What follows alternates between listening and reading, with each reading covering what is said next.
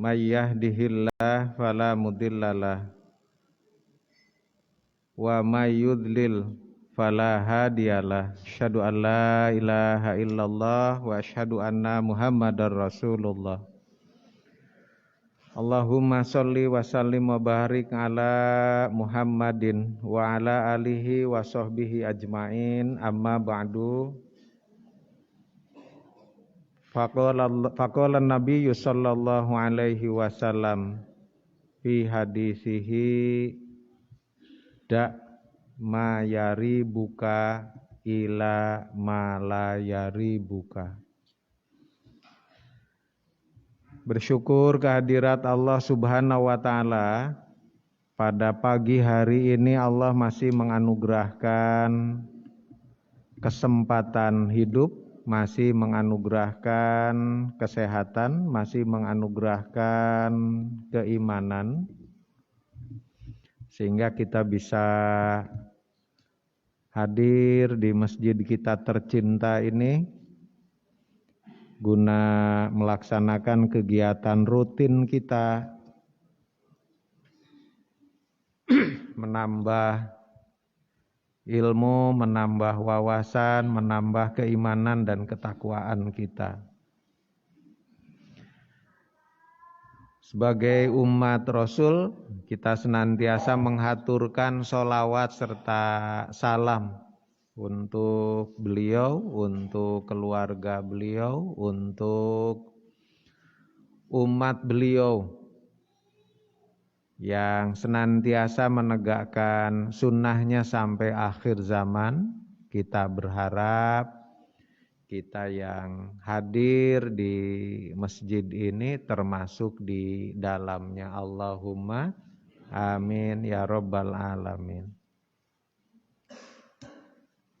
Bapak Ibu, tema kajian kita kali ini tinggalkan keraguan, miliki keyakinan. Sudah disampaikan apa belum temanya ya?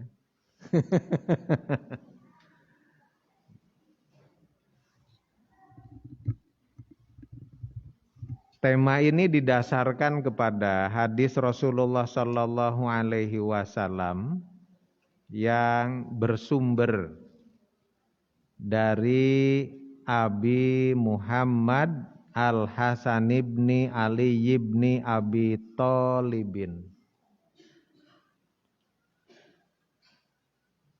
Abi Muhammad Al-Hasan bin Ali bin Abi Thalib, kita ketahui dia adalah sibti Rasulullah Sallallahu Alaihi Wasallam, cucu dari anak perempuan. Di dalam bahasa Arab, cucu itu ada dua sebutan, ada sibti, ada hafid. Kalau hafid itu cucu dari anak laki-laki. Kalau sibti, cucu dari anak perempuan.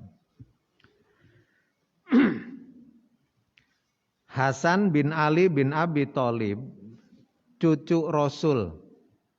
Dari siapa Bapak Ibu? Dari anak perempuan Rasul, namanya siapa? Fatimah binti Rasulillah Sallallahu Alaihi Wasallam. Hasil pernikahan dengan siapa? Ali bin Abi Thalib karramallahu wajhah. Maka muncullah Hasan.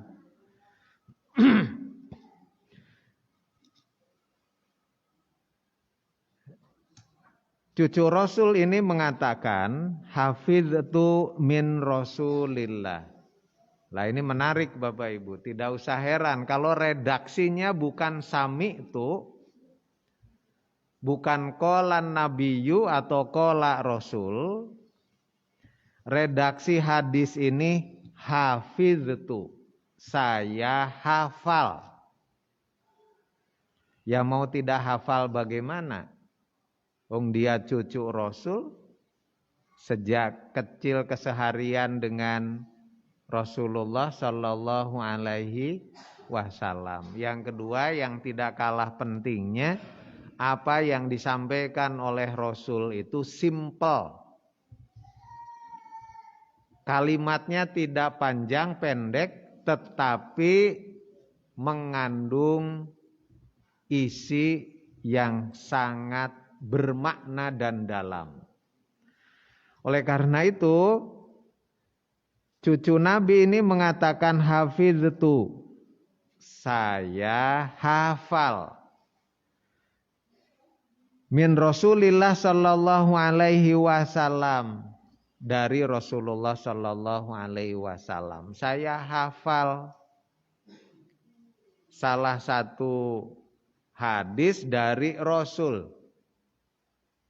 Nah, apa yang dihafal oleh cucu Rasul ini? Perkataan Rasul, da mayari buka ila mala yari buka. Tinggalkan apa yang meragukanmu ke apa yang tidak meragukanmu. Bahasa saya, tinggalkan keraguan, miliki keyakinan. Pesan Rasulullah Sallallahu Alaihi Wasallam ini, Bapak Ibu, diriwayatkan oleh Imam At-Tirmidzi, Imam An-Nasai. Nah, kata Imam At-Tirmidzi, hadis ini hasanun sohihun, hasan sohih. Dalam perkembangan lebih lanjut, hadis ini menempati kedudukan penting oleh para ulama, bahkan kemudian menjadi salah satu kaidah usul fikih. Kaidah usul fikih itu kaidah yang dijadikan dasar dalam pengambilan keputusan sebuah hukum dalam hukum Islam. Nah, biasanya diambil bersumber dari intisari dari Al-Quran, dari hadis Rasulullah Sallallahu Alaihi Wasallam. Setahu saya, hadis ini menjadi kaidah usul fikih, menjadi landasan dalam menetapkan sebuah persoalan, sehingga persoalan itu memiliki status hukum, karena sebelumnya dipersoalkannya karena belum memiliki status hukum.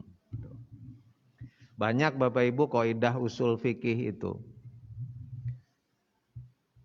Ada kaidah di dalam pelaksanaan ibadah khusus itu, misalnya al-aslu fil ibadah at-tauqif wal ittiba. Asal di dalam melaksanakan ibadah khusus itu menunggu perintah baru melaksanakan. Bukan melaksanakan lalu mencari-cari perintah. Kita mencari perintah dulu baru melaksanakan, apa melaksanakan terus nyari perintahnya? Yang betul ya, menunggu perintah. Ada enggak perintahnya? Kalau ada baru dilaksanakan. Bukan dilaksanakan dulu terus dicari dasar hukumnya. Al-aslu fil ibadah haramun. Nah, contoh yang kedua, asal di dalam ibadah khusus itu haram dilakukan. Illa madalla dalil alal amri, kecuali kalau ada dalil yang memerintahkan. Jadi terlarang kita melaksanakan sebuah amalan di dalam ibadah khusus kecuali ada perintahnya. Boleh nggak geleng-geleng kepala sambil takbir? Allahu Akbar. Boleh nggak Bapak Ibu? Tergantung terkena penyakit geleng-geleng apa enggak. Nah kalau di luar kontrol dia, dari sananya sarafnya terganggu sehingga jangankan ketika sholat ya, tidak sholat aja ketika mau makan geleng-geleng, mau tidur aja geleng-geleng, sarafnya terganggu. Allahu Akbar. Jangan dipersoalkan Bapak Ibu, ketemu orang seperti itu ya jangan langsung kemudian diberi penjelasan. Gak boleh, bid'ah ya. Ditelusuri dulu apa yang membuat Allahu Akbar geleng-geleng. Oh ternyata memang dari sononya begitu ya. Nah tapi kalau biasanya gak geleng-geleng, kok mau sholat geleng-geleng dulu ya. Mau makan aja gak geleng-geleng. Baru kemudian kita konfirmasi dulu. Ada gak perintahnya? Nabi manakala sholat geleng-geleng kepala dulu? Enggak ada. Kalau tidak ada, haram untuk dilakukan. Tidak boleh. Kecuali jika memang ada perintahnya. Ila madalla dalil alal amri. Nah itu contoh kaidah usul fikih begitu Bapak Ibu. Nah kemarin waktu pandemi itu ada anjuran dari MUI, dari pimpinan pusat Muhammadiyah, dari pengurus besar Nahdlatul Ulama, dari pimpinan pusat Persatuan Islam, dari ormas-ormas besar Islam yang lainnya untuk sementara melaksanakan ibadah di rumah masing-masing. Iya. Saya di kampus bingung Bapak Ibu. Pas masuk Ramadan itu kan biasanya ada kegiatan Ramadan. Kegiatan Ramadan itu dilaksanakan dalam bentuk kalau tidak iktikaf itu Baitul Arqam. Ini iktikaf tidak memungkinkan, Baitul Arqam tidak memungkinkan karena pada waktu itu awal munculnya pandemi. Nah, maka kemudian pelaksanaan kegiatan Ramadan untuk pegawai UMP itu dilaksanakan di rumah masing-masing. Maka diberi nama radius Ramadan di rumah saja. Ramadan di rumah saja ya. Tetapi kemudian kita membuat menu kegiatan, yang menu kegiatan itu menjadi target selama sebulan, nanti dilaporkan ke sistem, ke aplikasi. Harus menghafal surat ini, menghafal bacaan doa ini. Nanti di akhir kegiatan ada refleksi, sudah hafal apa belum, hafal berapa surat, hafal berapa doa. Ya, gara-gara pandemi jadi radius Ramadan di rumah saja.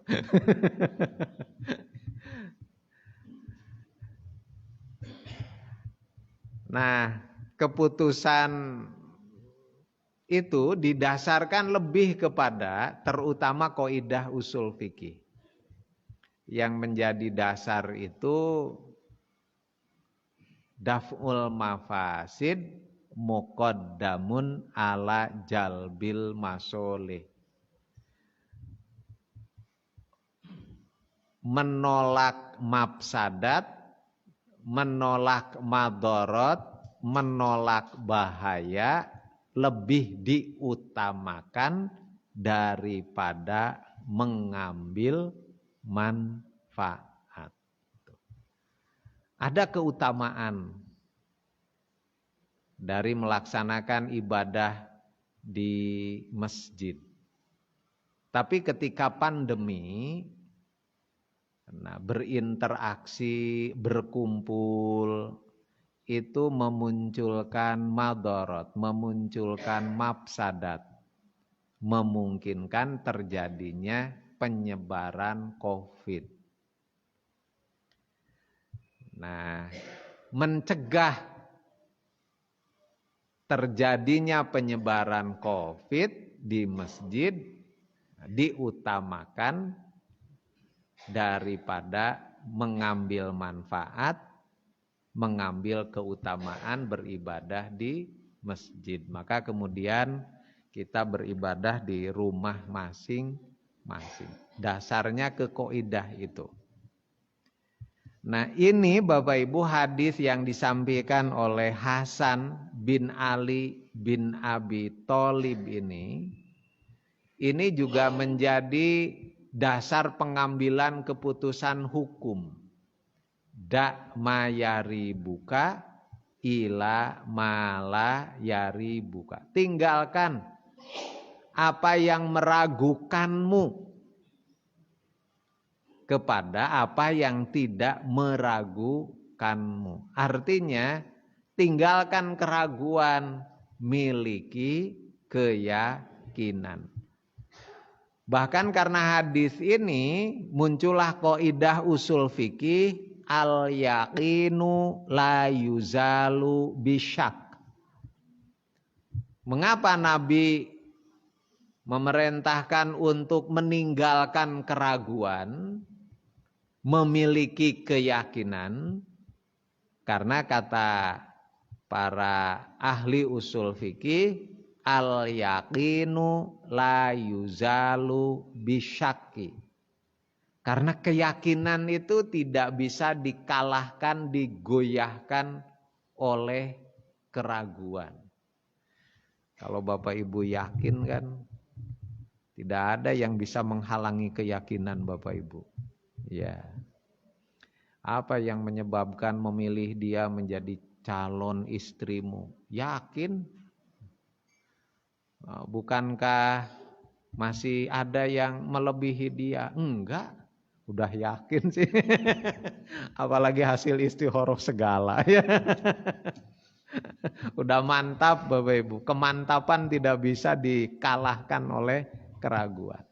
Nah, disinilah Bapak Ibu letak pentingnya. Yang pertama, kita miliki keyakinan. Manakala ragu, pilih yang meyakinkanmu. Ini penting Bapak Ibu. Pernah enggak Bapak Ibu ketika Bapak Ibu sholat, Bapak Ibu ragu jumlah rokaat, wis papat apa telu sih ya?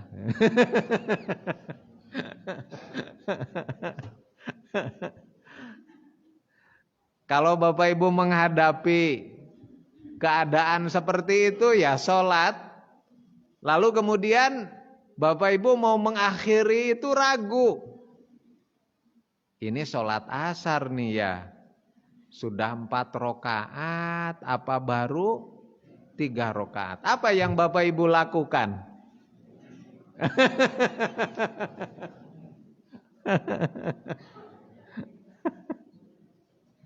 Yang kedua Bapak Ibu,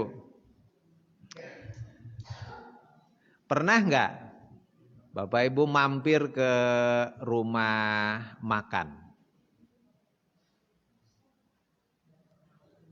Ketika kemudian Bapak Ibu ya sudah dihidangkan makanan, ternyata pemiliknya non muslim.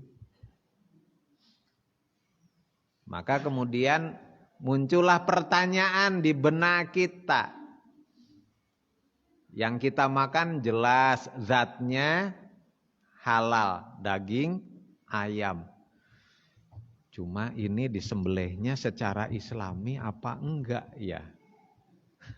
Apa yang Bapak Ibu lakukan?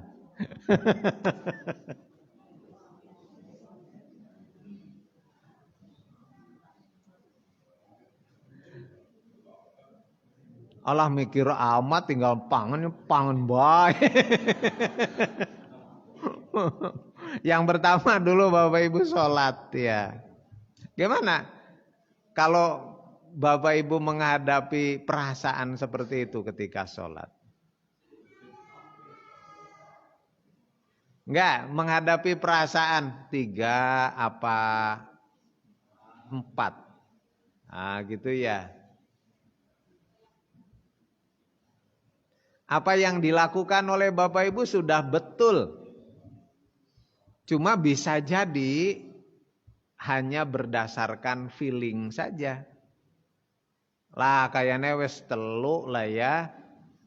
Nembe telu tambah maning 1 rakaat. Ya wis yakin bae. Iya, kalau memang Bapak Ibu punya perasaan baru 3, munculkan keyakinan ya baru 3 ya. Tambah 1 rakaat. Kalau yakinnya sudah 4 rakaat ya sudah akhiri ya. Ada enggak cara lain setelah itu? Karena lupa. Diulang, wis ulang bae lah. Nanti biasanya begitu ya. Awal sholat itu khusyuk Bapak Ibu, yakin ya. Tapi kemudian kan setan luar biasa menggoda kita. Karena setan itu menggoda dengan 2 cara. Cara yang pertama, bagaimana caranya agar kita tidak melaksanakan ketaatan. Azan berkumandang, setan menggoda kita. Gimana caranya agar kita tidak memenuhi panggilan azan? Nah, itu cara setan. Makanya kalau azan sudah berkumandang, yang tadinya tidak ngantuk tiba-tiba ngantuk, nah harus banyak ta'udz ya. A'udzubillahi minasyaitonir. Lah setan ini ngambil air wudu Bapak Ibu ya. Yang kedua ya, setan menggoda kita bukan hanya agar kita terhindar dari melaksanakan ketaatan, melaksanakan kebaikan. Yang kedua, bagi orang yang sudah melaksanakan kebaikan, setan menggoda kita. Cara menggoda kita dengan apa? Pertama, Bapak Ibu, memunculkan perasaan tertentu dalam diri kita. Bapak Ibu, kita memenuhi panggilan azan karena kita sadar, wah ini bisikan-bisikan setan ya. Segera ngambil air wudhu, lantas kemudian berangkat ke masjid, nah, masuk ke masjid, iya. Nah, karena imam sudah siap dikumandangkan qomat gitu ya, lalu kemudian segera kita melaksanakan sholat. Takbiratul ihram. Nah, mulai setan di sana tidak berhenti menggoda. Jangan dikira menggoda agar orang tidak sholat lantas pergi. Enggak. Tetap diganduli. Yuwaswisu fi sudurinnas. Namanya juga al-khonnas, menunggu-nunggu kesempatan. Awal biasanya masih kenceng ya. Allahu Akbar, khusyuknya luar biasa. Mulai ya. Nah, setelah baca Allahumma ba'id dan seterusnya Al-Fatihah mulai nih. Alhamdulillah bisa sholat jamaah ya. Yang lain malah enggak. Munculkan kemudian riya dalam diri kita. Munculkan kebanggaan dalam diri kita. Atau kalau tidak, mengalihkan fokus perhatian kita. Yang tadinya ke Allah, ke yang lain-lain. Tuh. Setelah takbiratul ihram kan baru. Apalagi kalau sebelumnya itu kita nyari-nyari sesuatu nggak ketemu-ketemu. Ya. Ketika sholat itu, wah setan menggoda kita dengan memberikan petunjuk. Oh, barang itu yang tadi saya cari ya. Wah, tergeletaknya di situ ya. Badannya di masjid, perasaan pikirannya melanglang buana kemana-mana. Iya, ketika sholat itu.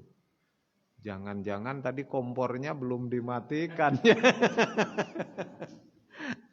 Iya, termasuk juga Bapak Ibu karena mengalihkan perhatian kemana-mana bisa jadi kemudian melupakan termasuk jumlah rokaat kita. Nah, Bapak Ibu dalam kondisi seperti itu berlakulah hadis ini. Dak mayari buka ila mala ya hari buka. Tinggalkan keraguan. Ya, miliki keyakinan. Nah, sudah berapa rakaat? 4 rakaat akhiri, Bapak Ibu ya. Lalu kemudian 3 rakaat tambah 1. Ada enggak setelah itu amalan lain? Manakala kita lupa jumlah rakaat kita. Apa? Sujud. Bapak Ibu pernah dengar sujud sahwi? Pernah dengar? Barusan ya. Sujud sahwi itu apa Bapak Ibu?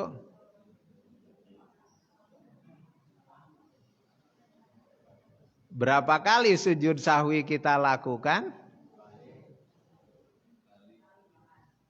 Nah, ada 1, ada 2. Yang benar yang mana? Jangan-jangan 5.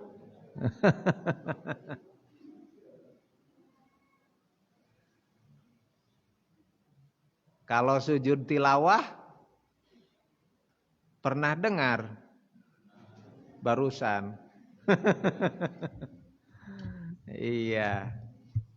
Sujud syukur? Oh sering ya. Iya. Nah yang berkaitan dengan biasanya ya Bapak Ibu berkaitan dengan sholat itu pertama bisa jadi sujud tilawah.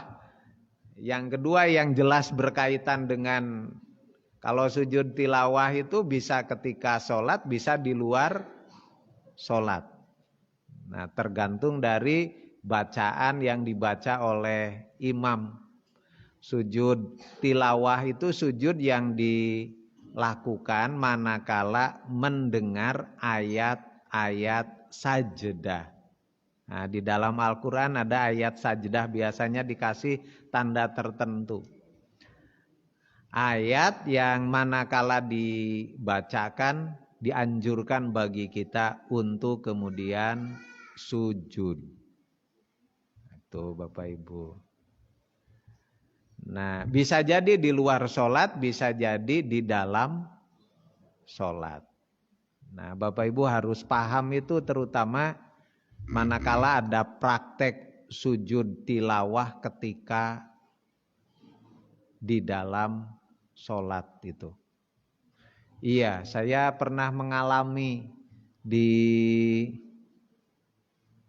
Masjidil Haram. Imamnya kan nggak kelihatan ya Bapak Ibu. Ketika membaca suratan setelah Al-Fatihah itu tiba-tiba takbir. Nah, lalu kemudian asumsinya kan ketika membaca suratan setelah suratan itu takbir terus apa? Ruku kan? Iya, tapi betapa kagetnya setelah ruku kemudian bangkit lagi ya, lalu dilanjutkan membaca bacaan surat tersebut. Kalau di sini kan kelihatan imamnya Bapak Ibu. Ketika dia takbir apakah dia ruku atau sujud, kita kan tinggal mengikuti. Nah, tapi kayak di Masjidil Haram kan nggak kelihatan imamnya. Apalagi jika di tempat yang mana gitu ya. Pernah rame. Ya alhamdulillah saya paham ayat yang dibaca ya.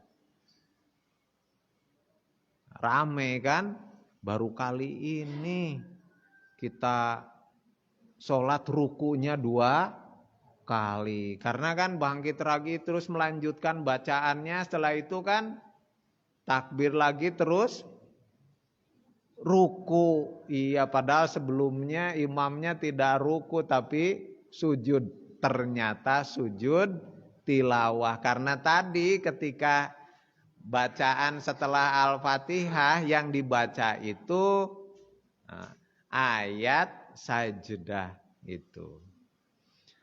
Nah, dan imam harus bijaksana Bapak Ibu, ya harus bijaksana itu. Nah, kalau sujud sahwi, sujud yang dilakukan itu di akhir sholat karena ada sesuatu yang lupa ketika kita sholat itu. Bisa jadi lupa jumlah rokaat. Nah, tadi Bapak betul. Tinggalkan keraguan, miliki keyakinan, lalu kemudian dilanjutkan dengan sujud sahwi. Atau bisa jadi lupa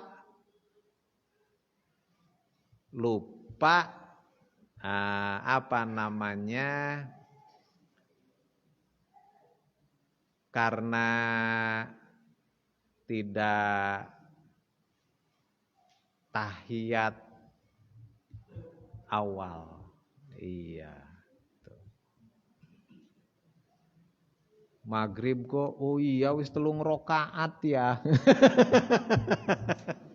Apa kemudian salam diulangi? Enggak, kata Nabi, iya. Nah, akhirilah sujud sahwi itu. Nah, Bapak Ibu yang saya muliakan, tinggalkan keraguan, miliki keyakinan. Tidak usah diulangi lagi sholatnya ya, tutup dengan sujud sahwi. Caranya ada 2, bisa sebelum salam, bisa setelah salam. 2 kali sujud. Nah, ada yang membaca bacaan, kemudian kalau menurut tarjih tidak membaca bacaan juga tidak apa-apa. Sajadah wajhi lilladzi khalaqahu dan seterusnya. Tapi tanpa membaca bacaan itu juga sujud 2 kali lalu baru salam. Atau setelah salam sujud 2 kali kemudian salam kembali itu. Nah, Bapak Ibu yang kedua, kita mau makan nih, ya mampir ke warung makan. Kalau di negeri sendiri mungkin nggak begitu. Paling persoalannya kalau baru tahu yang punya rumah makan itu non muslim. Ini diproses dengan cara islami apa tidak ya. Nah, Bapak Ibu yang saya muliakan, itu juga berlaku kaidah ini, hadis ini. Da ma yaribuka ila ma la yaribuka. Tinggalkan yang meragukanmu, miliki keyakinan itu. Apalagi kalau setelah kita bertanya ya di sembelihnya kan tidak disembelih sendiri.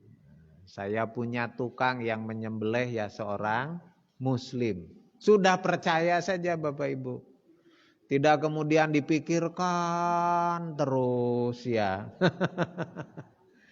Nah, Syekh Yusuf Al-Qardawi Bapak Ibu di dalam Fatwal Mu'asir, fatwa kontemporer. Nah, ketika menerima pertanyaan, Ustadz, apa yang harus saya lakukan? Saya di negeri orang, mayoritas non-muslim. Saya makan di sebuah rumah makan. Lantas kemudian saya bertanya ya di situ, ini makanannya halal? Jawabannya halal. Nah, setelah itu saya masih penasaran juga, temenanan halal apa tidak ya. Kata Syekh Yusuf Qardawi mengacu ke hadis ini, tinggalkan apa yang meragukanmu, miliki keyakinan. Kalau jawaban dari yang punya rumah makan itu dia tegas mengatakan halal, udah percaya saja halal. Tidak usah kemudian sudah dijawab begitu, lantas kemudian masih mikir-mikir. Mikir-mikir, duduk saja di situ ya. Kalau masih ragu, tinggalkan aja sudah, nggak usah makan di situ. Maksudnya begitu Bapak Ibu. Jangan kemudian sambil makan, sambil dipikirkan temenanan apa ora ya, temenanan apa ora. Nikmat enggak ya. Miliki keyakinan, sudah yakin karena jawabannya begitu, percaya. Nah, wahisabuhu 'alallah.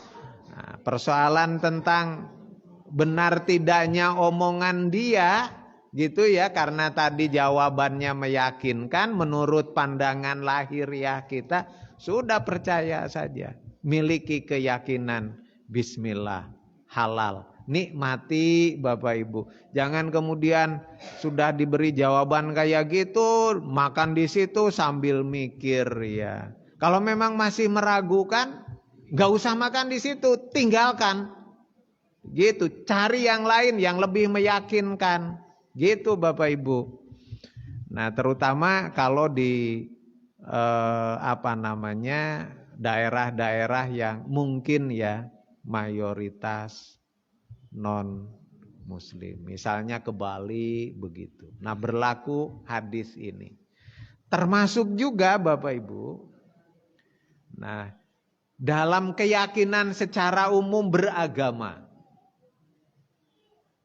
Sekarang ini Masya Allah luar biasa. Ajaran yang sebenarnya Bapak Ibu meyakinkan kita sudah sangat jelas. Nah, kalau ayat kan ayat muhkamat, secara eksplisit jelas. Nah, tetapi kita hidup di era seperti sekarang ini, program setan itu kan, ini sampai jam berapa Bapak Ibu? Biasanya sampai jam 9 ya.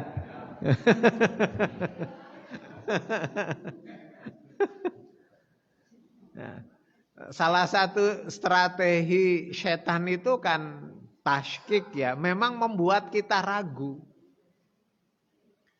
Jangankan terhadap persoalan-persoalan yang tadinya tidak punya status hukum, terhadap persoalan yang hukumnya jelas saja, setan itu membuat keraguan dalam diri kita. Nah, oleh karena itu Bapak Ibu, disinilah letak pentingnya. Apa yang membuat kita semakin yakin? Yang membuat kita semakin yakin itu ilmu.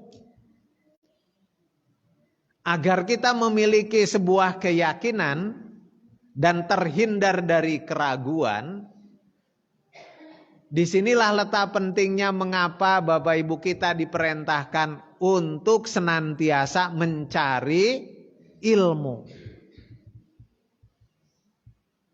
Harus pakai ilmu. Semakin orang memiliki ilmu, semakin dia memiliki keyakinan. Kalau dia yakin, maka keraguan akan hilang. Gitu. Oleh karena itu Bapak Ibu bersyukur di masjid ini ada sarana untuk menambah ilmu. Orang-orang yang senang mengaji, orang-orang yang rajin ngaji, dipastikan keyakinannya kuat. Lah mau tidak kuat gimana? Ilmunya bertambah, ilmunya dimiliki. Karena punya ilmu, maka hilang keraguan dalam dirinya. Berbeda dengan orang-orang yang ilmunya terbatas. Sudah ilmunya terbatas, tidak ditambah, tidak rajin ngaji.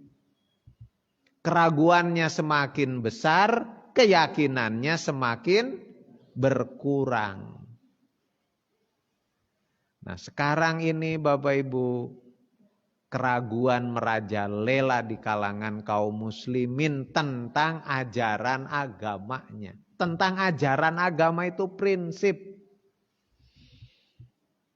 Apalagi tentang Bapak Ibu pengamalan agama. Keyakinan dasarnya aja sekarang sudah mulai goyah. Nah, kalau keyakinan dasarnya sudah mulai goyah, maka dipastikan yang lain juga mudah rapuh. Mohon maaf Bapak Ibu, diawali dengan keyakinan bahwa Islam itu agama yang paling diridhoi oleh Allah. Betapa sekarang derasnya pemikiran yang menggerus kita, di mana pemikiran itu menafikan tentang itu, dengan kemudian Bapak Ibu menyebarluaskan pemikiran semua agama benar. Semua agama benar. Kan ibarat kita mau pergi ke Purwokerto, bisa lewat Gunung Tugel ya bisa lewat Sidabuat Tanjung ya bisa, ya. Bisa langsung tidak lewat Gunung Tugel, tidak lewat Sidabuat ya bisa, nganggo capung ya, nunggang capung. Dengan asumsi-asumsi seperti itu. Padahal nasnya jelas, inna dina indallahil Islam. Wa may yabtaghi ghairal islami dinan fala yuqbala minhu fahuwa fil akhirati minal khosirin. Nasnya jelas Bapak Ibu. Sesungguhnya agama yang ada di sisi Allah bimakna yang diridhoi oleh Allah hanya Islam. Itu aja digerus Bapak Ibu, semua agama benar. Kalau enggak Islam juga enggak apa-apa. Allah meridhoi jika berkehendak. Emangnya Gusti Allah? Nasnya sudah jelas, wa may yabtaghi ghairal islami dinan fala yuqbala minhu fahuwa fil akhirati minal khosirin. Barang siapa yang menjadikan selain Islam sebagai agama, ya, maka amal kebaikannya tidak akan diterima dan di akhirat termasuk orang-orang yang rugi. Nasnya sudah jelas Bapak Ibu. Apa yang menyebabkan kemudian Bapak Ibu muncul keraguan tentang keberagamaan di kalangan umat Islam? Padahal nasnya jelas, karena kurangnya ilmu. Oleh karena itu sekali lagi Bapak Ibu, untuk memiliki keyakinan dan untuk meninggalkan keraguan, betapa pentingnya mencari ilmu.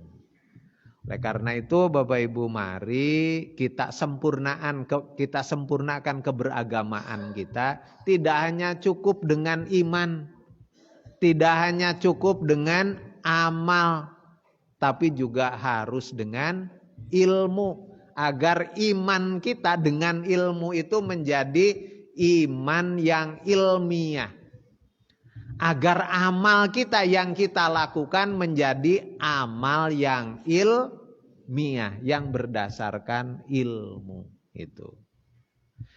Bapak Ibu yang saya muliakan, mungkin itu Bapak Ibu sudah jam 9 tanpa terasa kajian kita, ya. Kurang 2 jam Ibu, ya. Mudah-mudahan apa yang kita kaji pada pagi hari ini semakin mendorong kita menjadi orang-orang yang yakin dan tidak menjadi orang-orang yang ragu. Yang pertama, yakin dengan keagamaan kita. Bapak Ibu sudah tepat menganut Islam sebagai agama kita semua, sebagai pedoman hidup kita semua, sebagai jalan hidup kita semua. Keyakinan ini jangan sampai digoyahkan dengan munculnya keyakinan-keyakinan yang lain. Karena ini nasnya jelas Bapak Ibu, pegang teguh sampai akhir hayat kita. Wala tamutunna illa wa antum muslimun. Yang kedua Bapak Ibu, dalam mengamalkan ajaran agama, ilmu penting untuk kita miliki. Yang ketiga, manakala kita dihadapkan kepada sesuatu yang meragukan kita karena awalnya belum jelas. Nah, Bapak Ibu, dalami sesuatu yang belum jelas itu, cari informasi yang belum jelas itu. Kalau sudah mendapatkan informasi, yakinlah dengan informasi tersebut. Nah, persoalan tanggung jawabnya dia, urusannya dengan Allah. Yang ketiga, dalam hal melaksanakan amalan ibadah, Bapak Ibu, ketika dihadapkan kepada keraguan, sama segera miliki keyakinan, ya. Lantas kemudian tinggalkan keraguan. Mudah-mudahan Allah menganugerahkan kepada kita sikap istiqomah, senantiasa berpegang teguh pada keyakinan, jauh dari keraguan. Bapak Ibu yang saya muliakan, mohon maaf jika ada tutur kata saya yang kurang berkenan. Nasru minallah wa fathun qarib wa basyiril mu'minin. Subhanakallahumma wa bihamdika asyhadu an la ilaha illa anta astaghfiruka wa atubu ilaik. Assalamualaikum warahmatullahi wabarakatuh.